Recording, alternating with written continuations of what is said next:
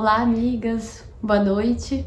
É muito bom estar aqui com vocês e hoje a gente poder tirar alguns minutinhos para estudar a Bíblia. Eu queria estudar um texto com vocês que sempre me deparava, eu ficava perguntando sobre ele, o que queria dizer e eu consegui entender um pouco mais sobre ele, por isso que eu trouxe ele hoje para vocês. Aí, antes disso, eu queria falar um pouco sobre autonomia para a gente estudar a Palavra de Deus. Eu acredito que é importante a gente ter o estudo da lição da escola sabatina, nós íamos um pouco mais cedo para a igreja, para a gente conseguir compartilhar isso com os nossos amigos, mas é importante também a gente ter uma autonomia no momento do estudo. Você faz o estudo da escola sabatina, mas também você lê a Bíblia, pesquisando aquelas passagens que você não entende, e aquelas passagens que você não entende, você vai mais um pouquinho a fundo, procura. E isso que eu trouxe hoje para vocês foi um estudo de um pastor chamado Albert Tim. Ele trabalha na Conferência Geral, ele tem a ver com as questões das publicações, da questão do Centro White, e ele traz a reflexão e estudo sobre esse texto. E por isso que eu acho importante, nisso a gente vai crescendo. E sobre autonomia, eu queria contar uma história para vocês. Quando a gente estava chegando na Jordânia, a gente chegou naquela igreja, só tinha um Sassá naquela época, e aí a primeira coisa que eu perguntei pro pastor que estava chegando para mostrar a igreja pra gente, né, ele era o secretário da associação, eu falei, cadê a escola sabatina? Para eu levar o Sassá. Aí ele falou, não tem escola sabatina, talvez vocês que vão fazer. Então, naquele ano ali, no tempo que a gente fosse ficar ali, a gente que ia ter que estudar, a gente que ia fazer, e era assim que as pessoas viviam. E eu achei interessante que tinha uma africana, que um dia ela entrou na igreja, quando ela entrou na igreja ela se abaixou e ela ajoelhava e beijava o chão. E ela beijava o chão, falava glória a Deus, aleluia, e beijava o chão. E era a primeira vez que eu tava vendo ela ali. E fazia meses que ela não podia ir na igreja porque a patroa dela não deixava ela sair dia de sábado, nem um dia. Mas naquele sábado ela tinha deixado.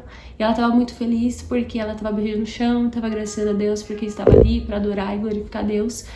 E aí a gente fica se pensando, como que a fé dessa pessoa continua viva? Porque ela tem autonomia. Ela lê a Bíblia, ela estuda a Palavra de Deus, independente de estar ou não num convívio. Não era possível, mas ela estudava. Não era possível ter escola sabatina, mas ela estudava a Bíblia. E por isso que a gente está aqui para estudar um pouquinho junto sobre isso. Então, o texto que eu tenho para falar sobre hoje, o que ficava na minha cabeça com uma dúvida, é o texto de Mateus 16, 28. E o texto fala assim: garanto a vocês que alguns dos que aqui se acham não experimentarão a morte antes de verem o Filho do Homem vindo em seu reino. Jesus estava numa conversa com os discípulos falando sobre a volta deles e eles queriam entender como que seria a volta dele, como assim eles não estavam entendendo essa conversa que Jesus estava tendo. E Jesus fala que algumas pessoas ali não experimentariam a morte, mas veriam o reino. Então ia ter gente que não ia passar pela morte, mas ia ver Jesus no seu reino. Mas como assim? Eles morreram, várias gerações morreram até hoje e eles não viram. E esse texto não está muito de acordo com o que vem um pouco mais na frente. Aqui é Mateus 16. Mateus 24 vai falar sobre os sinais dos fins dos tempos. Então a gente vai ter guerra, vai ter fome, as pessoas não terão mais amor no coração e o reino será pregado em todo o mundo. Então virá o fim. Então, mas Jesus falou que aqueles que estavam ali, eles iam ver o reino. Do que Jesus estava se tratando nesse texto? O texto que vem logo à frente, que é o capítulo 17, ele vai explicar esse texto. Então vamos ler o capítulo 17, do verso 1 até o verso 8. Fala assim: 6 dias depois, Jesus tornou-se consigo Pedro, Tiago e João, irmão de Tiago, e os levou em particular a um monte. Ali ele foi transfigurado diante deles. Sua face brilhou como o sol. Suas roupas se tornaram brancas como a luz. Naquele mesmo momento, apareceram diante deles Moisés e Elias, conversando com Jesus. Então Pedro disse a Jesus: Senhor, é bom estarmos aqui. Se quiseres, farei 3 tendas, uma para ti, uma para Moisés e outra para Elias.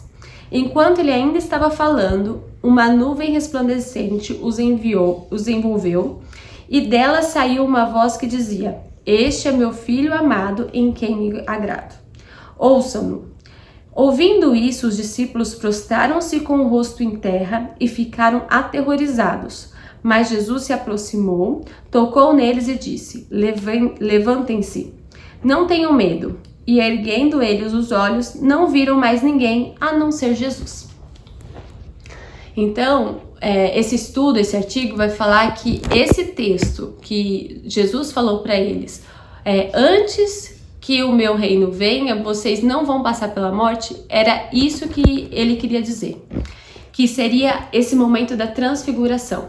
A transfiguração foi esse momento onde Jesus estava no monte e tinham 3 dos discípulos ali, os mais chegados, e veio Moisés e Elias. Era uma situação microcósmica que simbolizava quando fosse a volta de Jesus.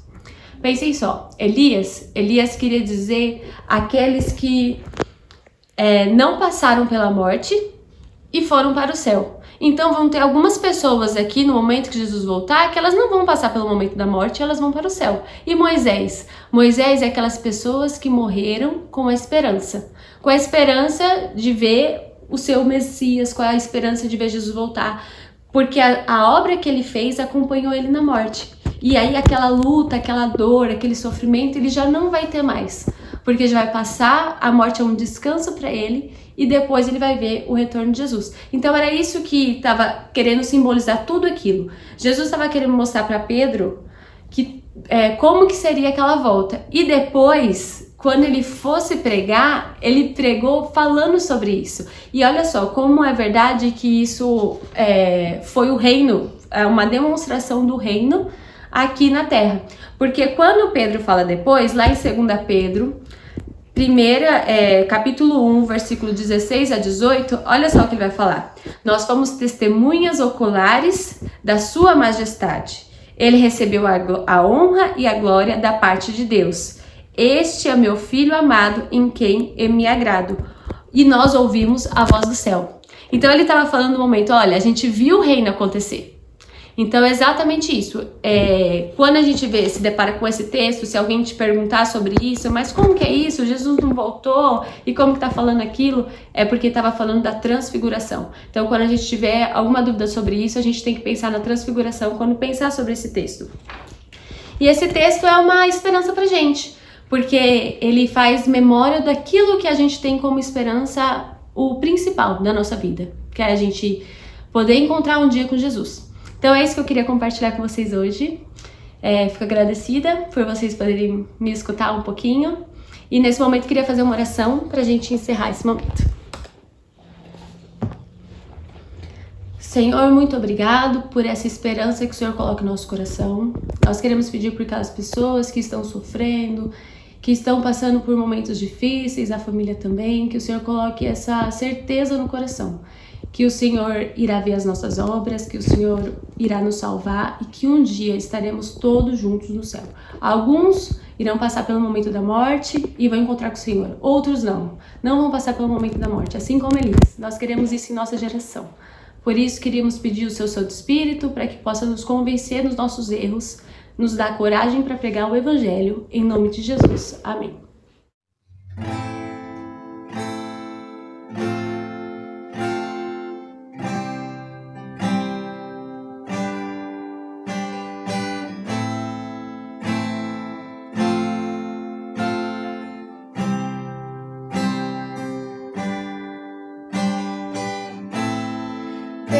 Abraão, sei que nunca quebrará a aliança que me fez.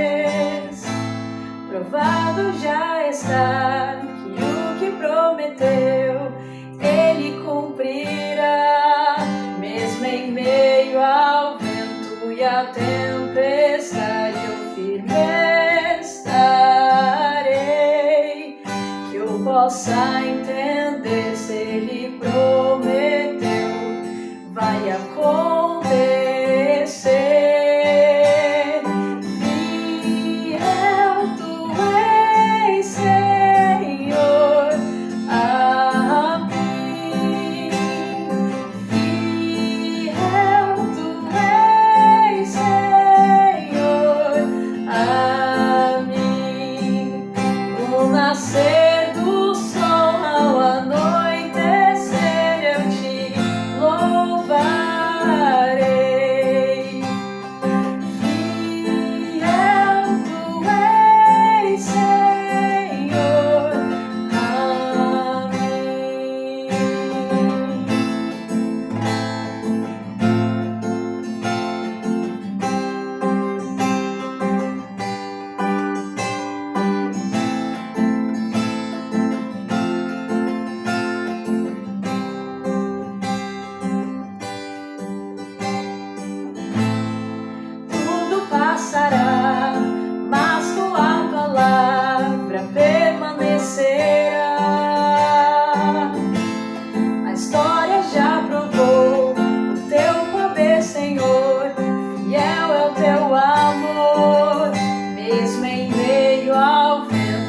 a tempestade, eu firme estarei, que eu possa entender se Ele prometeu, vai acontecer.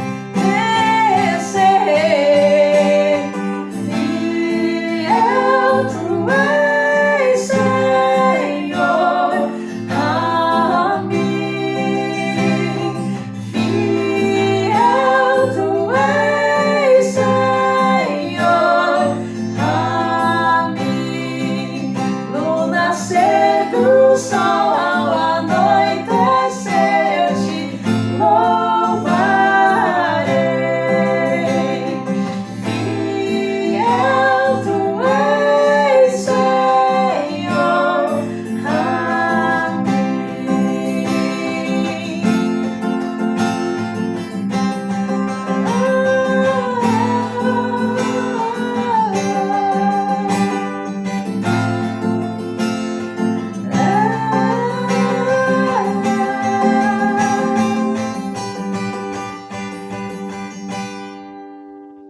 minha fé